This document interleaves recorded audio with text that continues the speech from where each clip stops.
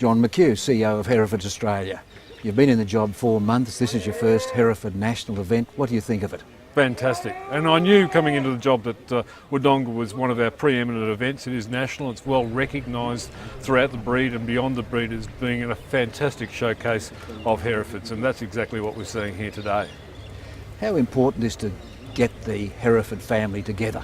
Oh, absolutely, very important. And we've seen that from the day that we've had, and even yesterday, of getting lots of people who know one another together to mix, to socialise.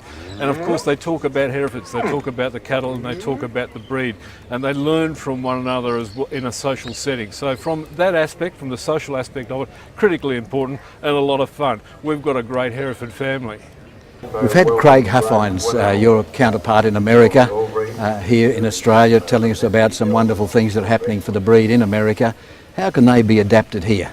Look, the research that our US counterpart have conducted into hybrid vigour, into heterosis, from their trial of Hereford and Angus bulls over Angus cows, and the economic and financial benefits of that, that is something which is critically important for our industry moving forward, because we're talking about economics and we're talking about a return on investment for breeders. So communicating those economic advantages to the Angus breeders here in Australia is something we need to be able to do and do effectively. There are fantastic opportunities out of this research out of the USA which we can adopt here. In the cattle you've seen today at the National Hereford Show and Sale at Wodonga, structure and temperament of they indicated how they stand in Australia. I think we've done an excellent job here in Australia on disposition. I think that's a breed trait that's global for the Hereford breed, and if you look at these big bulls that are moving around, they're athletic, they're striding out, they have big feet, structurally sound, very functional kind of cattle, and you can tell there's been a lot of effort from great cowmen in designing these genetics. And could we benefit from a switch of genetics from US to Australia and from Australia to the US? Oh, I'm certain bringing outside genetics can always be a good thing. There's tools in both populations that each of our countries can utilize, and I think over the years that's proven out to be very important to trade genetics over time. You've done a good job with at least one of them, because he was the supreme champion Hereford bull of the National Show and Sale.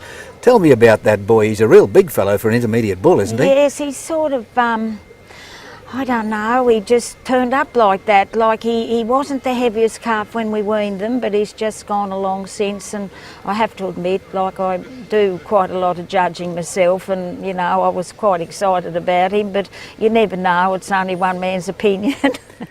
We have Anne Starr from Guyra from Foxforth Herefords. Anne, you're a stock and station agent. How do you fit in with a busy life with breeding Herefords and being a stock and station agent?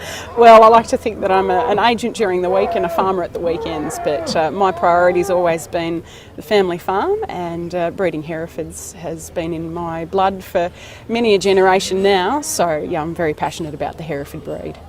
What can Herefords add to a breeding program? Herefords suit such a wide range of markets, whether it be grass-fed or grain-fed. Their MSA qualities are so sound, and meat quality is so important in our market now, and I think Herefords certainly fit that bill. They fatten on grass, and they handle the dry conditions rather well, so they're easy to fatten. They're certainly really well positioned in the market. Today I think the sale was an excellent sale. I think we had some very good bulls. Start off with the junior bulls. Here's lot number 1 on account of the great Yale Goose start up there at Wodonga, the Neverson family. First in his class, was reserve junior champion there yesterday. Some of the figures, just to give you an idea, I think we ended up offering 174 bulls and sold 160 bulls. So we had about a 92 or 3% clearance, around about there, and the bulls averaged 7,321, and that is not as high as last year, but it's an excellent average.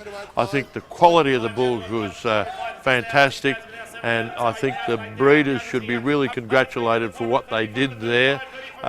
It was a quite spectacular offering of cattle. You wouldn't find any better probably anywhere in the world, really.